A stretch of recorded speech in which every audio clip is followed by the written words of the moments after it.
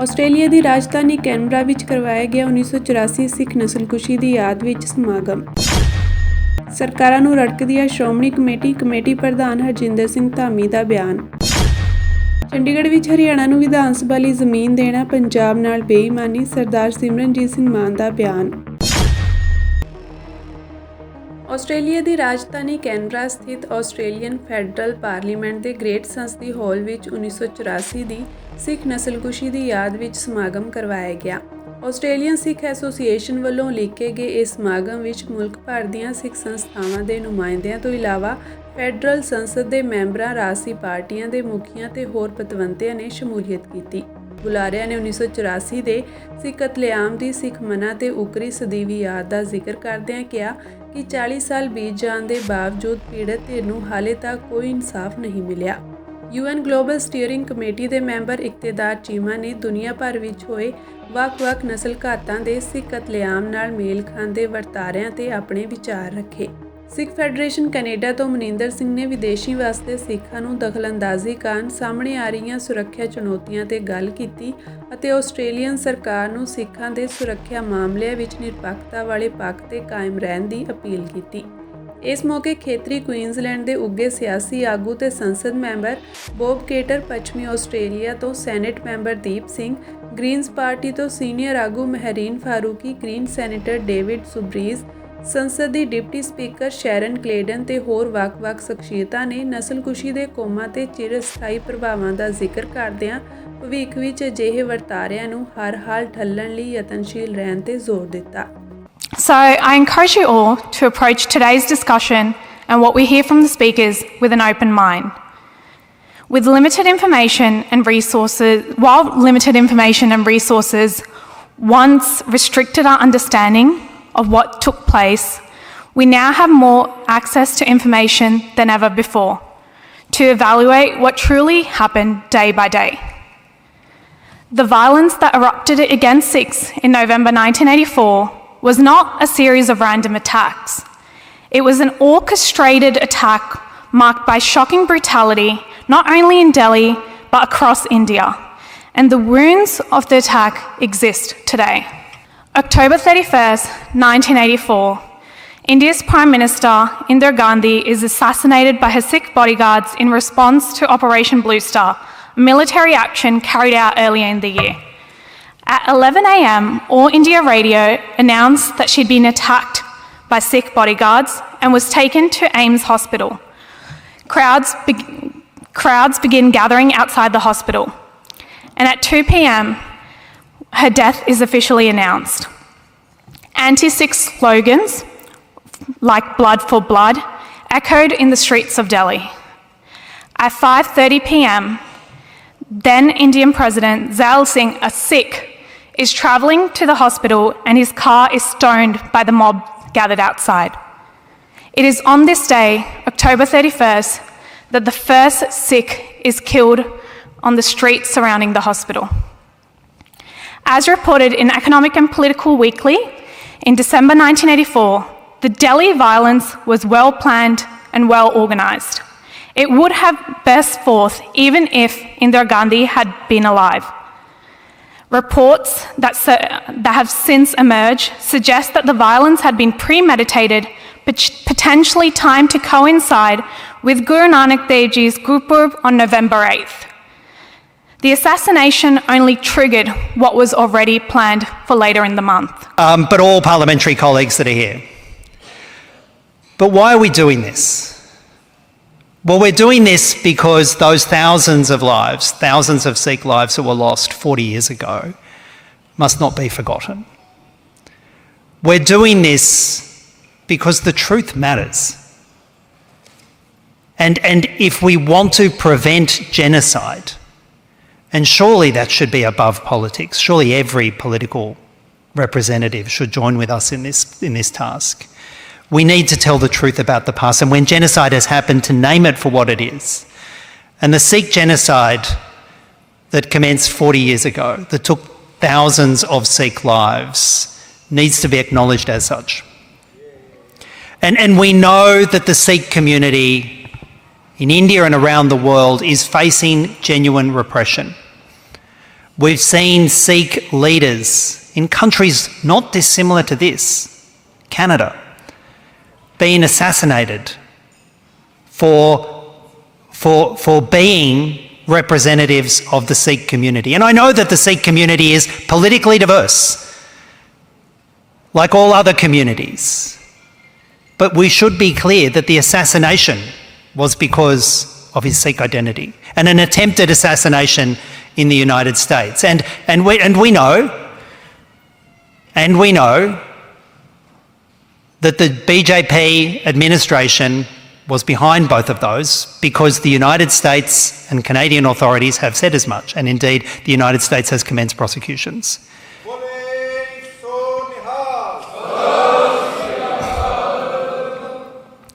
And I know because I've been speaking with many of you in the some now 12 months that's happened since that. And I know how that sense of threat and anxiety has reached into Australia as well. And again, I say, as I came into this room and saw you gathering here in the heart of our democracy, I had this sort of goosebumps that the Sikh community is staying strong and the Sikh community is standing proud and the Sikh community will not be silenced. And I can commend you for the strength that you've shown in being here. Your minister has given her age, I want to give it too. I was born in 1980, so people would say you was just 4-year-old when this genocide was committed. How have you witnessed it? My dear fellows, I want to tell you it was 1984 when it was started. It did not end in 1984.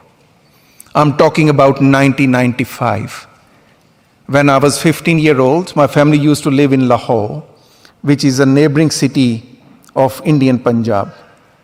And those days during the monsoon season, there used to come the floods in the river Ravi. And with these eyes I have seen many of the young Sikh youths tortured and dumped disceremoniously in the river Ravi. And the floods not only brought water from India, but the dead bodies of the tortured Sikh youth. Nobody was there to cremate them. I have never seen such an atrocity against humanity, which I have seen with my eyes. And I will never forget that, and that stays with me. That's the trauma of my life. Hence, despite being a Muslim who was born on the other side of the border, I have this passion to work, to advocate, and to talk about the Sikh genocide. So this narrative should change that it was 1984. It started in 1984. This was a decade-long genocide, which still continues in the shape of transnational repression, in the assassination of those who advocate for the Sikh rights. I will go to my presentation. So I would try to map what is genocide and how, by looking at the UN convents, we map the Sikh genocide. So genocide, as many of you would know, was coined by Raphael Lemkin in the days of Holocaust, which is from two words, geno and side, race and killing. Killing of a race is called genocide. Now, I have tried to tell people the Sikhs are not only a religion, but they are a race too, because most of you come from Punjab, so you share the race as well. Now, when we look at the UN convents about the genocide and prevention of it, the Article 2 of the UN Convention clarifies what is a genocide. So it says genocide is any of the following acts committed with intent to destroy in whole or in part a national, ethnical, racial, or religious group as such by killing members of the group, causing seriously bodily harms, inflicting on group conditions of life calculated to bring about physical destruction, imposing measure intended to prevent birth within that group, or forcibly transforming children of group to another group. Now, looking at this definition of genocide, this is the textbook definition of the Sikh genocide. Many people have been misphrasing it. People have been saying this was rioting. Somebody was saying this was violence against Sikh. Even my first presentation, which I really applaud, was a wonderful effort, says anti-Sikh violence. When you look at international context and in the context of genocide, every word has different meaning. Every word you associate with this have different implications when it comes to foreign policy or holding people to accountability. In the international structures, we have atrocity crimes, we have crimes against humanity, and we have genocide. But looking at this convention's very simple definition of genocide, it was indeed genocide. And every Sikh in the world should refer it as genocide, not as pogrom, not as anti-Sikh writing or anti-Sikh program. And ਤੁਹਾਨੂੰ ਦੱਸ ਨਹੀਂ ਸਕਦੇ ਤੁਹਾਨੂੰ ਤੇ ਪਤਾ ਹੈ the pain that the Sikh community went through, the killing, the maiming, the violence, the displacement. And it is shameful that that hasn't been acknowledged and recognized. So I do want to pay my tribute and honor people who faced that violence in those years. But I also want to put on the table, as Dr. Cheema has said, that vilification, that harassment, and that violence continues on to this day. In India, but also we have seen how that harassment continues on in other countries where the Sikh community lives as well. And it's absolutely true to say that there can be no peace without justice, and that we should be doing all we can to ensure that justice should be done for the Sikh community and for every other community around the world who is facing vilification, racism, and harassment and violence. To understand that how India actually operates. The silencing of dissenting voices, any legitimate form of dissent, is met with absolute violence in many different forms. The Sikh Coalition quotes from October 31st to November 3rd, 1984, thousands of Sikhs throughout India were hunted and murdered by mobs following the assassination of Indira Gandhi. The government of India and then ruling party unleashed this campaign of premeditated, organized violence, including killings, sexual and gender-based violence, torture, the desecration and destruction of gurdwaras and libraries, and the destruction of Sikh homes and businesses, with the goal of eliminating Sikhs from Delhi and other cities throughout India. As Dr. Cheema has already laid out, the stages of a genocide, to kill or to destroy fully or in part an entire nation of people, all of these quotes from 1984 and beyond will justify when Sikhs say that this was a genocide. This was not a riot. This wasn't something that happened spontaneously. This was premeditated and orchestrated and then executed by the Indian state, whether or not Mrs. Gandhi would have been assassinated or not. This was going to take place anyways, post-June of 1984, and the mass atrocities that happened at Darbar Sahib in Amritsar. When we say that the events of 1984 are not isolated, they're not to be taken in a silo, they're not to be taken as a one-off. The continuation of all of that genocide is before us today. I'd like to point something out to you here, because we often put our allegiance and our faith in institutions and organizations that maybe don't have our best interests at heart. The United Nations is often seen as an international force where justice will be delivered.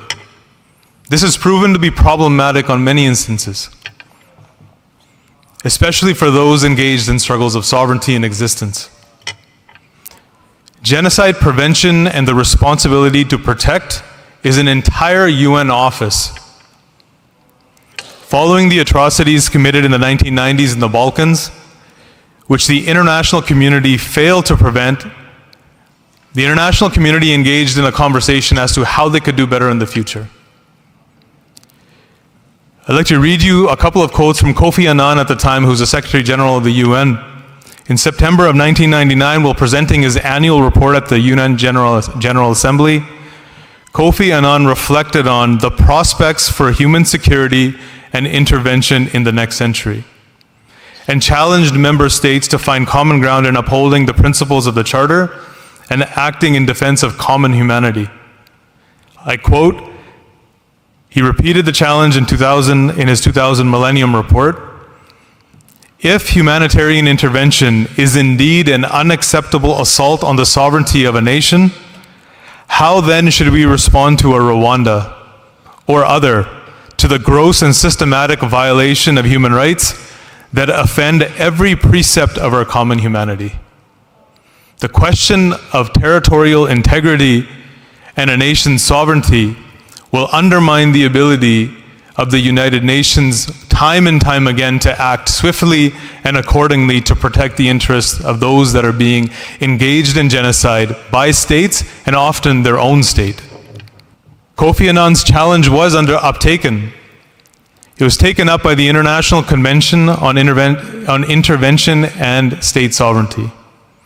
And it was set up through the Canadian government, which at the end of 2001 issued a report entitled The Responsibility to Protect. The concept of this report was inspired by Francis Deng's idea that the state sovereignty as a responsibility, not just an inherent right. That a state had the responsibility to protect its own citizens from dehumanization, from genocide, from mass violence, but also at the same time, it's other states that have a reciprocal responsibility as well. That their responsibility is that if a country is not able to uphold that responsibility to its own citizens, that they must mobilize and protect those human beings from genocide. Shiromani Gurdwara Parbandhak Committee ਪ੍ਰਧਾਨ advocate Harjinder Singh Dhami ਨੇ ਸ਼੍ਰੀ ਗੁਰੂ ਨਾਨਕ ਦੇਵ ਜੀ ਦੇ ਪ੍ਰਕਾਸ਼ ਪੁਰਬ ਮੌਕੇ ਸਮੂਹ ਸਿੱਖ ਸੰਗਤਾਂ ਨੂੰ ਵਧਾਈ ਦਿੱਤੀ। ਇਸ ਮੌਕੇ ਰੱਖੇ ਪ੍ਰੋਗਰਾਮ ਦੌਰਾਨ ਸੰਗਤਾਂ ਨੂੰ ਸੰਬੋਧਨ ਕਰਦਿਆਂ ਉਹਨਾਂ ਸਰਕਾਰਾਂ ਤੇ ਵੱਡੇ ਇਲਜ਼ਾਮ ਵੀ ਲਗਾਏ।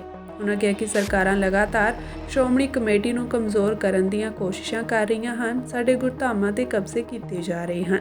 ਉਹਨਾਂ ਕਿਹਾ ਕਿ ਪਹਿਲਾਂ ਸ਼੍ਰੀ ਪਟਨਾ ਸਾਹਿਬ, ਫਿਰ ਦਿੱਲੀ ਕਮੇਟੀ ਅਤੇ ਹੁਣ ਪਿਛਲੇ ਸਮੇਂ ਹਰਿਆਣਾ ਕਮੇਟੀ ਬਣਾ ਕੇ ਸ਼੍ਰੋਮਣੀ ਕਮੇਟੀ ਨੂੰ ਤੋੜਨ ਦੀ ਵੱਡੀ ਕੋਸ਼ਿਸ਼ ਕੀਤੀ ਗਈ।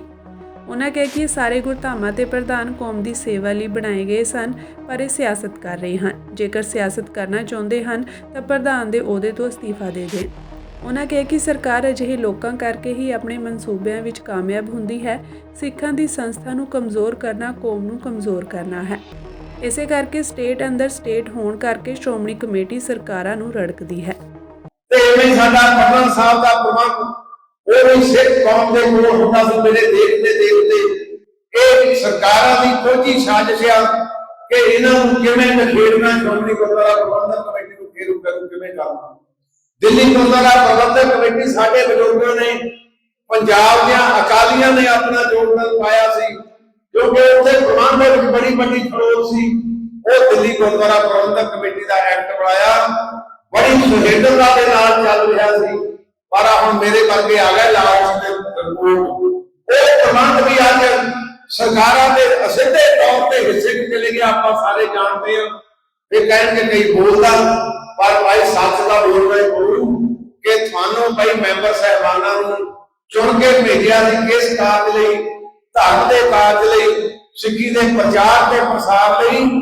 ਜੇ ਰਾਜਨੀਤੀ ਕਰਨੀ ਪਹਿਲਾਂ ਮੈਂਬਰੀਆਂ ਤੋਂ ਅਸਤੀਫਾ ਦੇ ਕੇ ਜਿਹੜੀ ਮਰਜ਼ੀ ਪਾਰਟੀ ਨੂੰ ਚੱਲ ਜਾ, ਤੁਹਾਡੇ ਦੀ ਕੋਈ ਬੰਦਸ਼ ਨਹੀਂ। ਪਰ ਜੇ ਤੁਹਾਨੂੰ ਕੌਮ ਨੇ ਚੁਣਿਆ, ਸਿੱਖਾਂ ਨੇ ਚੁਣਿਆ ਕਿ ਤੁਸੀਂ ਪ੍ਰਬੰਧ ਚਲਾਓ, ਫਿਰ ਪ੍ਰਬੰਧ ਦੀ ਜਦੋਂ ਟਰਮ ਖਤਮ ਹੋ ਜਾਵੇ ਫਿਰ ਜਿਹੜੀ ਮਰਜ਼ੀ ਪਾਰਟੀ ਚੁਣੋ, ਕੋਈ ਗੱਲ ਨਹੀਂ। ਇਸ ਕਰਕੇ ਇਹ ਸਿਧਾਂਤ ਨੂੰ ਵੀ ਅੱਜ ਸੱਟ ਲਾਈ ਜਾ ਰਹੀ ਆ। ਔਰ ਮੈਂ ਹੁਣ ਆ ਪਿੱਛੇ ਹਰਿਆਣੇ ਦਾ ਜੋ ਹੋਇਆ, ਦੇਖੋ ਹਰਿਆਣਾ ਕਮੇਟੀ ਵੱਖਰੀ ਬਣਾਈ ਗਈ। ਉਹ ਕਿਵੇਂ ਬਣੀ ਕਮੇਟੀ ਕਿ ਉਹਦਾ ਇੱਕ ਐਕਟ ਬਣਿਆ 2014 ਦੇ ਵਿੱਚ, ਜਿਹੜਾ ਉਹਦਾ ਭੁਪਿੰਦਰ ਸਿੰਘ ਹੁੱਡਾ ਮੁੱਖ ਮੰਤਰੀ ਉਹਨੇ ਐਕਟ ਹੋਂਦ ਵਿੱਚ ਲਿਆਂਦਾ। ਉਹ ਸਰਕਾਰ ਖਤਮ ਹੋ ਗਈ, ਅਸੀਂ ਸੁਪਰੀਮ ਕੋਰਟ ਦੇ ਵਿੱਚ ਚਲੇ ਗਏ, ਸਟੇ ਹੋ ਗਿਆ। ਪਰ ਜਦੋਂ ਫਾਈਨਲ ਹੀਅਰਿੰਗ ਹੋਈ, ਜੇ ਸਾਰੇ ਰਾਜਾਂ ਨੇ ਕੋਸਨ, ਦੇਖੋ ਪਹਿਲਾਂ ਕਾਂਗਰਸ ਦੀ ਸਰਕਾਰ ਸੀ ਇੱਥੇ, ਉਸ ਵੇਲੇ ਕੈਪਟਨ ਅਮਰਿੰਦਰ ਸਿੰਘ ਨੇ ਐਫੀਡੈਵਿਟ ਦਿੱਤਾ ਜਿਹੜਾ ਪਹਿਲਾਂ ਅਕਾਲੀ ਸਰਕਾਰ ਵੇਲੇ ਐਫੀਡੈਵਿਟ ਦਿੱਤਾ ਸੀ, ਉਹਦੇ ਵਿੱਚ ਇਹ ਕਿਹਾ ਸੀ ਕਿ ਸ਼੍ਰੋਮਣੀ ਕਮੇਟੀ ਤੋੜੀ ਨਹੀਂ ਜਾ ਸਕਦੀ, ਹਰਿਆਣਾ ਐਕਟ ਬਣ ਨਹੀਂ ਸਕਦਾ। ਉਹਨੇ ਸਾਡਾ ਉਹ ਐਫੀਡੈਵਿਟ ਮੁੜ ਬਦਲ ਕੇ ਕਿਹਾ ਮੈਨੇ ਜੀ ਤੋੜੀ ਜਾ ਸਕਦੀ ਤੇ ਹਰਿਆਣਾ ਐਕਟ ਬਣਾਇਆ ਜਾ ਸਕਦਾ। ਉਸ ਤੋਂ ਬਾਅਦ ਸਰਕਾਰ ਆ ਕੇ ਦੂਸਰੀ ਕੇ ਆਪ ਦੀ ਸਰਕਾਰ ਬਣੀ, ਉਹਨਾਂ ਨੇ ਵੀ ਉਹਨਾਂ ਦੀ ਇਹਨਾਂ ਦੇ ਉੱਤੇ ਹੀ ਫਿਰ ਐਫੀਡੈਵਿਟ ਦਿੱਤਾ ਕਿ ਇੰਟਰ ਸਟੇਟ ਐਕਟ ਨੇ ਇਹਨੂੰ ਤੋੜਿਆ ਜਾ ਸਕਦਾ। ਤੇ ਜਦੋਂ ਸੁਪਰੀਮ ਕੋਰਟ ਵਿੱਚ ਕੇਸ ਆਰਗੂ ਹੋਇਆ, ਸ਼੍ਰੋਮਣੀ ਕਮੇਟੀ ਦਾ ਪੱਖ, ਸ਼੍ਰੋਮਣੀ ਕਮੇਟੀ ਦੇ ਵਕੀਲ ਨੇ ਬਾਖੂਬੀ ਰੱਖਿਆ ਕਿ ਇੰਟਰ ਸਟੇਟ ਐਕਟ ਤੋੜਿਆ ਨਹੀਂ ਜਾ ਸਕਦਾ। ਸੈਂਟਰ ਵੀ ਰਲ ਨਾਲ, ਹਰਿਆਣੇ ਦੀ ਸਰਕਾਰ ਵੀ ਰਲ ਤੇ ਪੰਜਾਬ ਦੀ ਸਰਕਾਰ ਰਲ ਗਈ ਕਿ ਤੋੜਿਆ ਜਾ ਸਕਦਾ। ਤੇ ਮੱਕਿਓਂ ਪਰੇ ਆਜ਼ਾਦ ਸੁਪਰੀਮ ਕੋਰਟ ਨੇ ਉੱਤੇ ਮੋਹਰ ਲਾਤੀ, ਉਹ ਐਕਟ ਬਣ ਗਿਆ। ਸ਼੍ਰੋਮਣੀ ਅਕਾਲੀ ਦਲ ਅੰਮ੍ਰਿਤਸਰ ਪ੍ਰਧਾਨ ਸਰਦਾਰ ਸਿਮਰਨਜੀਤ ਸਿੰਘ ਮਾਨ ਦਾ ਕਹਿਣਾ ਹੈ ਕਿ ਹਰਿਆਣੇ ਨੂੰ ਪੰਜਾਬ ਦੀ ਰਾਜਧਾਨੀ ਚੰਡੀਗੜ੍ਹ ਵਿੱਚ ਵਿਧਾਨ ਸਭਾ ਬਣਾਉਣ ਲਈ ਸੈਂਟਰ ਵੱਲੋਂ ਜਬਰੀ ਜਗ੍ਹਾ ਦੇਣ ਦੇ ਅਮਲ ਪੰਜਾਬ ਨਾਲ ਵੱਡੀ ਬੇਈਮਾਨੀ ਹਨ। ਉਨ੍ਹਾਂ ਕਿਹਾ ਕਿ ਜਦੋਂ ਚੰਡੀਗੜ੍ਹ ਸ਼ਹਿਰ ਵਸਾਇਆ ਗਿਆ ਸੀ ਤਾਂ ਇੱਥੇ ਵਸਣ ਵਾਲੇ ਪੰਜਾਬੀਆਂ ਨੂੰ ਉਜਾੜ ਕੇ ਉਹਨਾਂ ਦੀਆਂ ਜ਼ਮੀਨਾਂ ਨੂੰ ਜਬਰੀ ਘੱਟ ਕੀਮਤਾਂ ਤੇ ਖਰੀਦ ਕੇ ਵਸਾਇਆ ਗਿਆ ਸੀ। ਸਮੁੱਚੇ ਚੰਡੀਗੜ੍ਹ ਦੀ ਜ਼ਮੀਨ ਪੰਜਾਬੀਆਂ ਦੀ ਮਲਕੀਅਤ ਦਾ ਹਿੱਸਾ ਹੈ। ਇਸ ਪੰਜਾਬ ਦੀ ਰਾਜਧਾਨੀ ਚੰਡੀਗੜ੍ਹ ਦੇ ਖੇਤਰਫਲ ਉੱਤੇ ਨਾ ਤਾਂ ਹਰਿਆਣਾ ਜਾਂ ਕਿਸੇ ਹੋਰ ਸੂਬੇ ਜਾਂ ਸੈਂਟਰ ਦਾ ਕੋਈ ਕਾਨੂੰਨੀ ਹੱਕ ਨਹੀਂ ਹੈ। ਇਹ ਕੇਵਲ ਤੇ ਕੇਵਲ ਪੰਜਾਬ ਸਰਕਾਰ ਅਤੇ ਪੰਜਾਬੀਆਂ ਦੀ ਮਲਕੀਅਤ ਹੈ। ਉਨ੍ਹਾਂ ਕਿਹਾ ਕਿ ਜੋ ਹੁਣ ਇੰਡੀਆ ਦੇ ਵਜ਼ੀਰ-ਏ-ਆਜ਼ਮ ਮੋਦੀ ਵੱਲੋਂ ਚੰਡੀਗੜ੍ਹ ਦੀ 10 ਏਕੜ ਜ਼ਮੀਨ ਹਰਿਆਣਾ ਸਰਕਾਰ ਨੂੰ ਆਪਣੀ ਹਰਿਆਣਾ ਦੀ ਵਿਧਾਨ ਸਭਾ ਬਣਾਉਣ ਲਈ ਤਾਨਾਸ਼ਾਹੀ ਗੈਰ ਕਾਨੂੰਨੀ ਹੁਕਮਾਂ ਅਧੀਨ ਦੇਣ ਦਾ ਐਲਾਨ ਕੀਤਾ ਜਾ ਰਿਹਾ ਹੈ, ਇਸ ਨੂੰ ਪੰਜਾਬੀ ਕਦੇ ਪ੍ਰਵਾਨ ਨਹੀਂ ਕਰਨਗੇ ਅਤੇ ਪੰਜਾਬ ਦੀ ਭਗਵੰਤ ਮਾਨ ਸਰਕਾਰ ਅਤੇ ਗਵਰਨਰ ਪੰਜਾਬ ਨੂੰ ਇਸ ਅਤਿ ਗੰਭੀਰ ਵਿਸ਼ੇ ਉੱਤੇ ਸੁਪਰੀਮ ਕੋਰਟ ਪਹੁੰਚ ਕਰਕੇ ਸੈਂਟਰ ਦੇ ਤਾਨਾਸ਼ਾਹੀ ਹੁਕਮਾਂ ਵਿਰੁੱਧ ਤੁਰੰਤ ਕਾਨੂੰਨੀ ਅਮਲ ਕਰਦੇ ਹੋਏ ਪੰਜਾਬ ਦੇ ਇਸ ਹੱਕ ਦੀ ਦ੍ਰਿੜਤਾ ਨਾਲ ਰੱਖਿਆ ਕਰਨੀ ਚਾਹੀਦੀ ਹੈ। ਉਨ੍ਹਾਂ ਕਿਹਾ ਕਿ ਜਦੋਂ 1947 ਵਿੱਚ ਮੁਲਕ ਦੀ ਵੰਡ ਹੋਈ ਸੀ, ਉਸ ਸਮੇਂ ਗੁਜਰਾਤ ਦੇ ਨਿਵਾਸੀ ਗਾਂਧੀ, ਯੂਪੀ ਦੇ ਨਿਵਾਸੀ ਨਹਿਰੂ, ਬੰਬੇ ਦੇ ਨਿਵਾਸੀ ਮਿਸਟਰ ਜਿਨਾਹ, ਬਰਤਾਨੀਆ ਦੇ ਪ੍ਰਾਈਮ ਮਿਨਿਸਟਰ ਮਿਸਟਰ ਐਟਲੀ, ਜਿਨ੍ਹਾਂ ਵਿੱਚੋਂ ਕੋਈ ਵੀ ਪੰਜਾਬੀ ਨਹੀਂ ਸੀ, ਉਹਨਾਂ ਨੇ ਆਪਣੇ ਸਵਾਰਥੀ ਹਿੱਤਾਂ ਦੀ ਪੂਰਤੀ ਲਈ ਪੰਜਾਬ ਦੀ ਵੰਡ ਕਰਕੇ ਪੰਜਾਬੀਆਂ ਤੇ ਸਿੱਖ ਕੌਮ ਨਾਲ ਧੋਖਾ ਕੀਤਾ। ਇਸ ਵੰਡ ਸਮੇਂ ਜੋ ਇੰਡੀਆ ਵਿੱਚ ਉੱਜੜ ਕੇ ਮੁਸਲਮਾਨ ਪਾਕਿਸਤਾਨ ਗਏ, ਉਹਨਾਂ ਨੂੰ ਆਪਣਾ ਆਜ਼ਾਦ ਮੁਲਕ ਪਾਕਿਸਤਾਨ ਮਿਲ ਗਿਆ ਤੇ ਜੋ ਜ਼ਬਰ ਜ਼ੁਲਮ ਸਹਿੰਦੇ ਹੋਏ ਪਾਕਿਸਤਾਨ ਤੋਂ ਹਿੰਦੂ ਉੱਜੜ ਕੇ ਆਏ, ਉਹਨਾਂ ਨੂੰ ਆਪਣਾ ਮੁਲਕ ਇੰਡੀਆ ਮਿਲ ਗਿਆ। ਜਿਸ ਤੀਸਰੀ ਮੁੱਖ ਕੌਮ ਨੇ ਸਰੀਰਕ, ਮਾਨਸਿਕ ਤੇ ਮਾਲੀ ਤੌਰ ਤੇ ਉਪਰੋਕਤ ਦੋਵਾਂ ਕੌਮਾਂ ਨਾਲੋਂ ਵੱਡਾ ਦੁੱਖ ਸੰਤਾਪ ਝੱਲਿਆ, ਉਹਨਾਂ ਨੂੰ ਕੁਝ ਵੀ ਨਹੀਂ ਮਿਲਿਆ। ਸਾਡੀ ਪੰਜਾਬੀਆਂ ਤੇ ਸਿੱਖ ਕੌਮ ਦੀ 1947 ਦੀ ਵੰਡ ਸਮੇਂ ਕੋਈ ਰਾਏ ਨਹੀਂ ਲਈ ਗਈ ਅਤੇ ਇਹ ਜਬਰੀ ਵੰਡ ਕਰ ਦਿੱਤੀ ਗਈ। ਇਸੇ ਤਰ੍ਹਾਂ 1966 ਵਿੱਚ ਜਦੋਂ ਪੰਜਾਬ ਦੀ ਇੰਦਰਾ ਗਾਂਧੀ ਨੇ ਵੰਡ ਕੀਤੀ, ਉਸ ਸਮੇਂ ਵੀ ਕਿਸੇ ਵੀ ਪੰਜਾਬੀ ਆਗੂ ਦੀ ਇਸ ਫੈਸਲੇ ਵਿੱਚ ਨਾ ਤਾਂ ਕੋਈ ਸਲਾਹ ਮਸ਼ਵਰਾ ਕੀਤਾ ਗਿਆ ਅਤੇ ਨਾ ਹੀ ਰਾਏ ਲਈ ਗਈ। ਜਬਰੀ ਇੰਦਰਾ ਗਾਂਧੀ ਨੇ ਸੰਵਿਧਾਨਕ ਕਾਨੂੰਨਾਂ ਨੂੰ ਛਿੱਕੇ ਟੰਗ ਕੇ ਪੰਜਾਬ ਦੇ ਇਲਾਕੇ ਹਿਮਾਚਲ, ਹਰਿਆਣੇ ਨੂੰ ਜਬਰੀ ਦੇ ਦਿੱਤੇ ਗਏ ਅਤੇ ਪੰਜਾਬ ਤੋਂ ਬਾਹਰ ਰੱਖੇ ਗਏ। ਉਸ ਸਮੇਂ ਵੀ ਪੰਜਾਬੀਆਂ ਤੇ ਸਿੱਖ ਕੌਮ ਨਾਲ ਸੈਂਟਰ ਦੀ ਇੰਦਰਾ ਗਾਂਧੀ ਸਰਕਾਰ ਨੇ ਜ਼ਬਰ ਕੀਤਾ। ਹੁਣ ਜਦੋਂ ਪੰਜਾਬ ਦੇ ਗਵਰਨਰ ਚੰਡੀਗੜ੍ਹ ਯੂਟੀ ਦੇ ਐਡਮਿਨਿਸਟ੍ਰੇਟਰ ਮਿਸਟਰ ਗੁਲਾਬ ਚੰਦ ਕਟਾਰੀਆ ਹਨ, ਉਹਨਾਂ ਤੋਂ ਉਪਰੋਕਤ ਹਰਿਆਣਾ ਸਟੇਟ ਨੂੰ ਪੰਜਾਬ ਦੀ ਮਲਕੀਅਤ ਜ਼ਮੀਨ ਵਿੱਚੋਂ ਜ਼ਮੀਨ ਦੇਣ ਦੇ ਕੀਤੇ ਗਏ ਫੈਸਲੇ ਉੱਤੇ ਕੋਈ ਸਲਾਹ ਮਸ਼ਵਰਾ ਨਹੀਂ ਕੀਤਾ ਗਿਆ ਅਤੇ ਨਾ ਹੀ ਪੰਜਾਬ ਦੇ ਮੁੱਖ ਮੰਤਰੀ ਭਗਵੰਤ ਮਾਨ ਤੇ ਪੰਜਾਬ ਸਰਕਾਰ ਤੋਂ ਇਹ ਫੈਸਲਾ ਕਰਦੇ ਹੋਏ ਕੋਈ ਸਲਾਹ ਮਸ਼ਵਰਾ ਅਤੇ ਰਾਏ ਲਈ ਗਈ। ਇਹ ਤਾਂ ਸਭ ਇੰਡੀਅਨ ਵਿਧਾਨ ਦੇ ਕਾਨੂੰਨਾਂ ਨਿਯਮਾਂ ਦੀ ਘੋਰ ਉਲੰਘਣਾ ਹੈ ਤੇ ਤਾਨਾਸ਼ਾਹੀ ਸੈਂਟਰ ਦੇ ਅਮਲ ਹਨ, ਜਿਸ ਨੂੰ ਪੰਜਾਬੀ ਅਤੇ ਸਿੱਖ ਕੌਮ ਕਦੇ ਹੀ ਪ੍ਰਵਾਨ ਨਹੀਂ ਕਰਨਗੇ। ਦੂਸਰਾ, ਸੈਂਟਰ ਦੀ ਬੀਤੇ ਸਮੇਂ ਦੀ ਕਾਂਗਰਸ ਜਮਾਤ ਅਤੇ ਮੌਜੂਦਾ ਬੀਜੇਪੀ ਜਮਾਤ ਅਤੇ ਪੰਜਾਬ ਵਿੱਚ ਦਿੱਲੀ ਦੇ ਦਿਸ਼ਾ ਨਿਰਦੇਸ਼ਾਂ ਤੇ ਕੰਮ ਕਰ ਰਹੀ ਆਮ ਆਦਮੀ ਪਾਰਟੀ ਸੈਂਟਰ ਦੀਆਂ ਪਾਰਟੀਆਂ ਹਨ, ਜਿਨ੍ਹਾਂ ਦਾ ਪੰਜਾਬ ਸੂਬੇ ਪੰਜਾਬੀਆਂ ਅਤੇ ਸਿੱਖ ਕੌਮ ਦੇ ਵਿਧਾਨਕ, ਸਮਾਜਿਕ, ਧਾਰਮਿਕ, ਇਖਲਾਕੀ ਤੇ ਭੂਗੋਲਿਕ ਹੱਕਾਂ ਦੀ ਰਾਖੀ ਕਰਨ ਵਿੱਚ ਕੋਈ ਦਿਲਚਸਪੀ ਨਹੀਂ। ਇਹ ਵਜ੍ਹਾ ਹੈ ਕਿ ਸੈਂਟਰ ਦੇ ਹੁਕਮਰਾਨ 1947 ਤੋਂ ਲੈ ਕੇ 1966 ਅਤੇ ਅੱਜ ਤੱਕ ਹਰ ਖੇਤਰ ਵਿੱਚ ਵਿਤਕਰੇ, ਬੇਇਨਸਾਫੀਆਂ ਕਰਦੇ ਆ ਰਹੇ ਹਨ।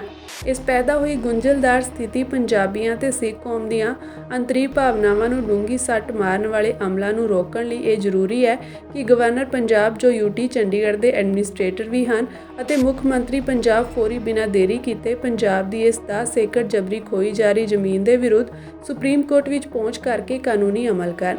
ਉਨ੍ਹਾਂ ਕਿਹਾ ਕਿ ਸੈਂਟਰ ਤੇ ਪੰਜਾਬ ਦੇ ਹੁਕਮਰਾਨ ਨਿਰੰਤਰ ਪੰਜਾਬੀਆਂ, ਸਿੱਖਾਂ ਨਾਲ ਹਰ ਖੇਤਰ ਵਿੱਚ ਵਿਤਕਰੇ, ਜ਼ਬਰ, ਜ਼ੁਲਮ, ਬੇਇਨਸਾਫੀਆਂ ਕਰਦੇ ਆ ਰਹੇ ਹਨ। ਪੰਜਾਬ ਸੂਬੇ ਅਤੇ ਪੰਜਾਬੀਆਂ ਪ੍ਰਤੀ ਵੱਡੀ ਨਫ਼ਰਤ ਰੱਖਦੇ ਹਨ ਅਤੇ ਸਾਨੂੰ ਮਾਲੀ, ਸਮਾਜਿਕ, ਧਾਰਮਿਕ ਤੌਰ ਤੇ ਨੁਕਸਾਨ ਪਹੁੰਚਾਉਣ ਦੀ ਮੰਦਭਾਵਨਾ ਰੱਖਦੇ ਹਨ।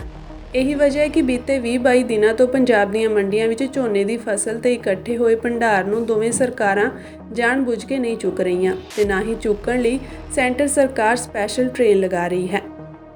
ਜਿਸ ਤੋਂ ਪ੍ਰਤੱਖ ਹੋ ਜਾਂਦਾ ਹੈ ਕਿ ਇਹ ਦੋਵੇਂ ਸਰਕਾਰਾਂ ਜਿਨ੍ਹਾਂ ਦਾ ਸਮੁੱਚਾ ਕੰਟਰੋਲ ਸੈਂਟਰ ਦੇ ਹੁਕਮਰਾਨਾਂ ਰਾਹੀਂ ਚੱਲਦਾ ਹੈ, ਇਹ ਸਭ ਹੁਕਮਰਾਨ ਪੰਜਾਬ, ਪੰਜਾਬੀਆਂ ਅਤੇ ਸਿੱਖ ਕੌਮ ਨੂੰ ਹਰ ਪੱਖੋਂ ਤਬਾਹ ਕਰਨ ਲਈ ਅਣਮਨੁੱਖੀ, ਗੈਰ ਕਾਨੂੰਨੀ, ਗੈਰ ਸਮਾਜਿਕ ਅਮਲ ਕਰ ਰਹੇ ਹਨ। ਭਾਰਤੀ ਤੱਟ ਰੱਖਿਅਕ ਅਤੇ ਗੁਜਰਾਤ ATS ਨੇ ਸ਼ੁੱਕਰਵਾਰ ਨੂੰ ਗੁਜਰਾਤ ਦੇ ਪੋਰਬੰਦਰ ਤੱਟ ਤੋਂ 500 ਕਿਲੋਗ੍ਰਾਮ ਨਸ਼ੀਲੇ ਪਦਾਰਥ ਜ਼ਬਤ ਕੀਤੇ। ਇਸ ਦੀ ਕੀਮਤ 700 ਕਰੋੜ ਰੁਪਏ ਤੋਂ ਵੱਧ ਦੱਸੀ ਜਾ ਰਹੀ ਹੈ। ਟੀਮ ਨੇ ਵੀਰਵਾਰ ਸ਼ੁੱਕਰਵਾਰ ਦੀ ਦਰਮਿਆਨੀ ਰਾਤ ਨੂੰ ਇਹ ਕਾਰਵਾਈ ਕੀਤੀ। ਫਿਲਹਾਲ ਕਿਸ਼ਤੀ ਨੂੰ ਪੋਰਬੰਦਰ ਲਿਆਂਦਾ ਜਾ ਰਿਹਾ ਹੈ। ਇਸ ਤੋਂ ਬਾਅਦ ਪ੍ਰੈਸ ਕਾਨਫਰੰਸ ਕਰਕੇ ਪੂਰੀ ਜਾਣਕਾਰੀ ਦਿੱਤੀ ਜਾਵੇਗੀ। ਜਾਂਚ ਏਜੰਸੀ ਦੇ ਸੂਤਰਾਂ ਤੋਂ ਪ੍ਰਾਪਤ ਜਾਣਕਾਰੀ ਅਨੁਸਾਰ ਦਿੱਲੀ NCB ਨੂੰ ਇਹਨਾਂ ਨਸ਼ੀਲੇ ਪਦਾਰਥਾਂ ਬਾਰੇ ਖੁਫੀਆ ਸੂਚਨਾ ਮਿਲੀ ਸੀ। ਇਸ ਤੋਂ ਬਾਅਦ ਦਿੱਲੀ NCB ਨੇ ਗੁਜਰਾਤ NCB, ਕੋਸਟ ਗਾਰਡ ਅਤੇ ਨੇਵੀ ਦੀ ਮਦਦ ਨਾਲ ਨਸ਼ੀਲੇ ਪਦਾਰਥਾਂ ਨਾਲ ਭਰੀ ਕਿਸ਼ਤੀ ਨੂੰ ਫੜਿਆ। ਕਿਸ਼ਤੀ ਨੂੰ ਗੁਜਰਾਤ ਦੇ ਤੱਟ ਤੇ ਲਿਆਂਦਾ ਜਾ ਰਿਹਾ ਹੈ। ਇਸ ਤੋਂ ਬਾਅਦ ਹੀ ਪ੍ਰੈਸ ਕਾਨਫਰੰਸ ਕਰਕੇ ਪੂਰੀ ਜਾਣਕਾਰੀ ਦਿੱਤੀ ਜਾਵੇਗੀ। 13 ਨਵੰਬਰ ਨੂੰ ਪਿੰਡ ਕੁੰਬੜਾ ਵਿੱਚ ਹੋਈ ਕਤਲ ਦੀ ਵਾਰਦਾਤ ਨੂੰ ਲੈ ਕੇ ਪਰਿਵਾਰ ਵੱਲੋਂ ਮ੍ਰਿਤਕ ਦੇਹ ਨੂੰ ਸੈਕਟਰ 78 ਅਤੇ 79 ਦੀਆਂ ਲਾਈਟਾਂ ਵਿੱਚ ਘਰ ਰੱਖ ਕੇ ਰੋਸ ਪ੍ਰਦਰਸ਼ਨ ਕੀਤਾ ਜਾ ਰਿਹਾ ਹੈ। ਪਰ ਦੁੱਖ ਦੀ ਗੱਲ ਇਹ ਹੈ ਕਿ ਪੁਲਿਸ ਵੱਲੋਂ ਅਜੇ ਤੱਕ ਕੋਈ ਵੀ ਦੋਸ਼ੀ ਗ੍ਰਿਫਤਾਰ ਨਹੀਂ ਕੀਤਾ ਗਿਆ ਤੇ ਪ੍ਰਸ਼ਾਸਨ ਵੱਲੋਂ ਧਰਨਾ ਚੁਕਵਾਉਣ ਲਈ ਪਰਿਵਾਰ ਤੇ ਦਬਾਅ ਵੀ ਪਾਇਆ ਜਾ ਰਿਹਾ ਹੈ, ਜਦੋਂ ਕਿ ਪਰਿਵਾਰ ਦਾ ਕਹਿਣਾ ਹੈ ਕਿ ਸਾਨੂੰ ਜਲਦ ਤੋਂ ਜਲਦ ਇਨਸਾਫ ਦਿੱਤਾ ਜਾਵੇ। 2 ਦਿਨ ਬੀਤ ਜਾਣ ਤੋਂ ਬਾਅਦ ਪ੍ਰਸ਼ਾਸਨ ਦੀ ਅੱਖ ਖੁੱਲੀ ਜਦੋਂ ਅੱਜ ਪ੍ਰਧਾਨ ਬਲਵਿੰਦਰ ਸਿੰਘ ਕੁੰਬੜਾ ਵੱਲੋਂ ਐਲਾਨ ਕੀਤਾ ਗਿਆ ਕਿ ਜੇਕਰ 1 ਘੰਟੇ ਦੇ ਸਮੇਂ ਅੰਦਰ ਜ਼ਿਲ੍ਹਾ ਅਧਿਕਾਰੀ DC SSP ਜਾਂ ਹਲਕੇ ਦੇ ਵਿਧਾਇਕ ਵੱਲੋਂ ਪਰਿਵਾਰ ਦੀ ਸਾਰ ਨਾ ਲਈ ਗਈ ਤਾਂ ਇਹ ਮੋਰਚਾ ਵਿਧਾਇਕ ਦੇ ਦਫ਼ਤਰ ਦੇ ਬਾਹਰ ਦਿੱਤਾ ਜਾਵੇਗਾ। ਇਸ ਤੋਂ ਬਾਅਦ MLA ਕੁਲਵੰਤ ਸਿੰਘ ਤੇ SSP ਮੁਹਾਲੀ ਨੇ ਤੁਰੰਤ ਪਹੁੰਚ ਕੇ ਪਰਿਵਾਰ ਨੂੰ ਭਰੋਸਾ ਦਿੱਤਾ ਕਿ ਜਲਦ ਤੋਂ ਜਲਦ ਕਾਰਵਾਈ ਕੀਤੀ ਜਾਵੇਗੀ। ਇਸ ਮੌਕੇ ਬਲਵਿੰਦਰ ਸਿੰਘ ਕੁੰਬੜਾ ਪ੍ਰਧਾਨ ਅਤਿਆਚਾਰ ਅਤੇ ਭ੍ਰਿਸ਼ਟਾਚਾਰ ਵਿਰੋਧੀ ਫਰੰਟ ਪੰਜਾਬ ਦਾ ਕਹਿਣਾ ਹੈ ਕਿ ਪਰਿਵਾਰ ਅਤੇ ਪਿੰਡ ਵਾਸੀਆਂ ਦੀ ਸਹਿਮਤੀ ਨਾਲ ਹੀ ਇਹ ਮੋਰਚਾ ਚੁੱਕਿਆ ਜਾਵੇਗਾ। ਇਸ ਮੌਕੇ ਡਿਪਟੀ ਮੇਅਰ ਕੁਲਜੀਤ ਸਿੰਘ ਬੇਦੀ ਨੇ ਇਸ ਘਟਨਾ ਦੀ ਸਖਤ ਨਿੰਦਿਆ ਕੀਤੀ ਤੇ ਸਰਕਾਰ ਤੇ ਪੁਲਿਸ ਪ੍ਰਸ਼ਾਸਨ ਤੋਂ ਜਲਦ ਇਨਸਾਫ ਦੀ ਮੰਗ ਕੀਤੀ ਹੈ। ਇਸ ਮੌਕੇ ਪ੍ਰਧਾਨ ਕੁੰਬੜਾ ਨੇ ਕਿਹਾ ਕਿ ਜਦੋਂ ਤੱਕ ਪਰਿਵਾਰ ਦੀ ਸੰਤੁਸ਼ਟੀ ਨਹੀਂ ਹੋਵੇਗੀ ਉਦੋਂ ਤੱਕ ਪਰਿਵਾਰ ਤੋਂ ਬਿਨਾਂ ਇਸ ਮ੍ਰਿਤਕ ਦੇਹ ਨੂੰ ਇਸ ਜਗ੍ਹਾ ਤੋਂ ਨਹੀਂ ਹਟਾਇਆ ਜਾਵੇਗਾ। ਦੂਜੇ ਪਾਸੇ ਪਰਿਵਾਰ ਦਾ ਕਹਿਣਾ ਹੈ ਕਿ ਜਦੋਂ ਤੱਕ ਕਿਸੇ ਵੀ ਦੋਸ਼ੀ ਦੀ ਗ੍ਰਿਫਤਾਰੀ ਨਹੀਂ ਹੁੰਦੀ ਉਦੋਂ ਤੱਕ ਇਹ ਧਰਨਾ ਨਹੀਂ ਚੁੱਕਿਆ ਜਾਵੇਗਾ। ਬੜੀ ਮੰਦਭਾਗੀ ਘਟਨਾ ਇਹ ਜਿਹੜੀ ਕੱਲ ਹੋਈ ਹੈ ਰਾਤ ਸਾਡੇ ਪਿੰਡ ਕੁੰਬੜੇ ਦੇ ਵਿੱਚ ਜਿਹੜੇ ਨੌਜਵਾਨ ਦਾ ਕਤਲ ਹੋਇਆ। ਇਨਫੈਕਟ ਦੂਜਾ ਨੌਜਵਾਨ ਵੀ ਡੈਥ ਬੈੱਡ ਦੇ ਉੱਤੇ ਪਿਆ ਤੇ ਬਹੁਤ ਹੀ ਮਾੜੀ ਗੱਲ ਹੈ ਜਿਹੜੀ ਹੋਈ ਹੈ। ਸੋ ਮੈਂ ਇਹ ਰਿਕੁਐਸਟ ਕਰਦਾ ਅੱਜ ਦੀ ਸਰਕਾਰ ਨੂੰ ਤੇ ਅੱਜ ਦੀ ਐਡਮਿਨਿਸਟ੍ਰੇਸ਼ਨ ਨੂੰ ਵੀ ਇਹਨਾਂ ਨੂੰ ਛੇਤੀ ਤੋਂ ਛੇਤੀ ਇਹਨਾਂ ਨੂੰ ਇਨਸਾਫ ਦਿੱਤਾ ਜਾਵੇ ਤੇ ਜਿਹੜੇ ਬੰਦੇ ਹੈਗੇ ਆ ਉਹ ਜਿਹੜੇ ਇੱਥੋਂ ਭੱਜੇ ਆ ਉਹਨਾਂ ਨੂੰ ਫੜ ਕੇ ਲਿਆਂਦਾ ਜਾਵੇ। ਬਿਲਕੁਲ ਜੀ, ਇਹ ਬਹੁਤ ਵੱਡਾ ਇੱਕ ਮੁੱਦਾ ਹੈ ਵੀ ਜਿਹੜੇ ਬਾਹਰਲੇ ਬੰਦੇ ਆਉਂਦੇ ਆ, ਜਿਹੜੇ ਉਹਨਾਂ ਦੇ ਆਧਾਰ ਕਾਰਡ ਬਣਦੇ ਆ, ਉਹਨਾਂ ਦੇ ਪ੍ਰੋਪਰ ਸਕੂਟਨੀ ਹੁੰਦੀ ਹੈ ਜਾਂ ਨਹੀਂ ਹੁੰਦੀ ਹੈ, ਜਾਂ ਇਹਨਾਂ ਦੇ ਆਧਾਰ ਕਾਰਡ ਕਿਵੇਂ ਬਣਦੇ ਆ। ਸੋ ਇਹਨਾਂ ਚੀਜ਼ਾਂ ਦੇ ਉੱਤੇ ਇਹ ਬੜਾ ਹੀ ਗੰਭੀਰ ਮੁੱਦਾ ਹੈ, ਕਿਉਂਕਿ ਜਿਸ ਬੰਦੇ ਦਾ ਘਰ ਦਾ ਮੈਂਬਰ ਜਾਂਦਾ ਨਾ ਉਸ ਨੂੰ ਪਤਾ ਲੱਗਦਾ ਵਿਚਾਰੇ ਕਿਵੇਂ ਇੱਥੇ 2 ਦਿਨ ਹੋ ਗਏ ਸੜਕ ਦੇ ਉੱਤੇ ਲਾਸ਼ ਨੂੰ ਲੈ ਕੇ ਬੈਠੇ ਆ ਤੇ ਬੜੇ ਦੁੱਖ 'ਚ ਦੋਨੇ ਮਾਤਾ ਪਿਤਾ ਉਹਦੇ ਇਕੱਲਾ ਬੇਟਾ ਸੀਗਾ ਉਹਦੇ ਮਾਂ ਪਿਓ ਦਾ। ਸੋ ਇਹ ਬੜੀ ਦੁਖਦਾਇਕ ਘਟਨਾ ਜਿਹੜੀ ਹੋਈ ਹੈ। ਸੋ ਇਸ ਕਰਕੇ ਜਿਹੜੇ ਵੀ ਤੁਸੀਂ ਇਹ ਗੱਲ ਕੀਤੀ ਹੈ ਆਧਾਰ ਕਾਰਡਾਂ ਦੀ, ਆਧਾਰ ਕਾਰਡ ਵਗੈਰਾ ਜੋ ਵੀ ਇਹਨਾਂ ਦੀ ਕਾਗਜ਼ ਹੈਗੇ ਆ ਉਹ ਇਹਨਾਂ ਸਕੂਟਨੀ ਕਰਨੀ ਚਾਹੀਦੀ ਹੈ ਚੰਗੀ ਤਰ੍ਹਾਂ। ਐਡਮਿਨਿਸਟ੍ਰੇਸ਼ਨ ਨੂੰ ਇਸ ਚੀਜ਼ ਦੇ ਉੱਤੇ ਦੇਖਣਾ ਚਾਹੀਦਾ ਹੈ। ਬਰੈਂਪਟਨ ਦੀ ਸਿਟੀ ਕੌਂਸਲ ਵੱਲੋਂ ਧਾਰਮਿਕ ਸਥਾਨਾਂ ਅੱਗੇ ਪ੍ਰਦਰਸ਼ਨ ਕਰਨ ਤੇ ਪਾਬੰਦੀ ਲਗਾ ਦਿੱਤੀ ਗਈ ਹੈ। ਇਸ ਨਵੇਂ ਕਾਨੂੰਨ ਅਨੁਸਾਰ ਕਿਸੇ ਵੀ ਧਾਰਮਿਕ ਸਥਾਨ ਦੇ 100 ਮੀਟਰ ਦੇ ਘੇਰੇ ਅੰਦਰ ਪ੍ਰਦਰਸ਼ਨ ਕਰਨ ਦੀ ਮਨਾਹੀ ਹੋਵੇਗੀ। ਇਹ ਮਤਾ ਮੇਅਰ ਪੈਟਰਿਕ ਬਰਾਊਨ ਨੇ ਪੇਸ਼ ਕੀਤਾ ਸੀ, ਜੋ ਸਰਬਸੰਮਤੀ ਨਾਲ ਪ੍ਰਵਾਨ ਕੀਤਾ ਗਿਆ। ਹੁਣ ਨਵੇਂ ਬਣੇ ਕਾਨੂੰਨ ਮੁਤਾਬਕ ਨਿਯਮਾਂ ਦੀ ਉਲੰਘਣਾ ਕਰਨ ਵਾਲਿਆਂ ਨੂੰ ਭਾਰੀ ਜੁਰਮਾਨੇ ਲਗਾਏ ਜਾਣਗੇ। ਇਜ਼ਰਾਈਲ ਵੱਲੋਂ ਲਿਬਨਾਨ ਤੇ ਬੁੱਧਵਾਰ ਨੂੰ ਕੀਤੇ ਹਮਲੇ ਵਿੱਚ 21 ਵਿਅਕਤੀ ਮਾਰੇ ਗਏ। ਲਿਬਨਾਨ ਦੇ ਸਿਹਤ ਮੰਤਰਾਲੇ ਨੇ ਅੱਜ ਇੱਕ ਬਿਆਨ ਵਿੱਚ ਇਹ ਜਾਣਕਾਰੀ ਸਾਂਝੀ ਕੀਤੀ। ਮੰਤਰਾਲੇ ਨੇ ਕਿਹਾ ਕਿ ਇਜ਼ਰਾਈਲੀ ਹਮਲਿਆਂ ਕਾਰਨ ਪਿਛਲੇ ਸਾਲ ਅਕਤੂਬਰ ਤੋਂ ਲੈ ਕੇ ਹੁਣ ਤੱਕ ਘੱਟੋ-ਘੱਟ 3,386 ਵਿਅਕਤੀ ਮਾਰੇ ਜਾ ਚੁੱਕੇ ਹਨ ਅਤੇ 14,417 ਵਿਅਕਤੀ ਜ਼ਖਮੀ ਹੋਏ ਹਨ।